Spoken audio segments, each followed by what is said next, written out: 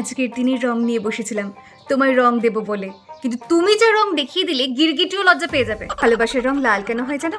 কারণ এখান থেকে শুরু হয় তোমার লাইফের রেড ফ্ল্যাগের আমদানি। মেয়েদের রং খেলা কত এক্সপেন্সিভ। এক তো রঙের মধ্যে আমাদের পারফেক্ট কালার চাই, raspberry red, candy colour red, paraben free, rash free, herbal, so much ঝামেলা। আর ছেলেদের দেখো তো, বাস একটা রং হলেই হলো, যেটা 7 দিন আগে উঠবে না, আলকাতরাও চলবে।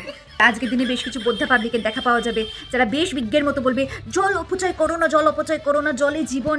ভাই বাড়িতে বসে তোর চোখে ঠিক খেলবো তাহলে? যে ঝিঙ্কু মামুনি লাল আবিরের মধ্যে সিঁদুর মিশিয়ে বলছে তো তুই পড়াশোনা নেই বল। হ্যাঁ, জাগিয়ে পড়তে বস, সামনে তো পরীক্ষা। সমস্ত পরীক্ষাই হোলির টাইমে কেন আসে? তারপর বলবে হ্যাপি হোলি।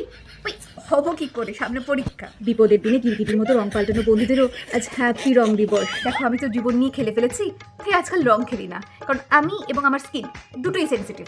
আর ভুলেও যদি তুমি আমাকে রং লাগাতে আসো, সাথে পার্লারের খরচাও দিয়ে যাবে, কারণ যতটা না রং খেলতে খরচা, রং ওঠানোতে তার থেকে বেশি খরচা।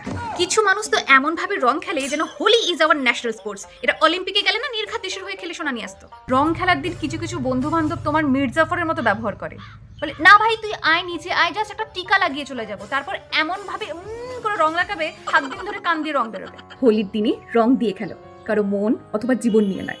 হ্যাপি হোলি।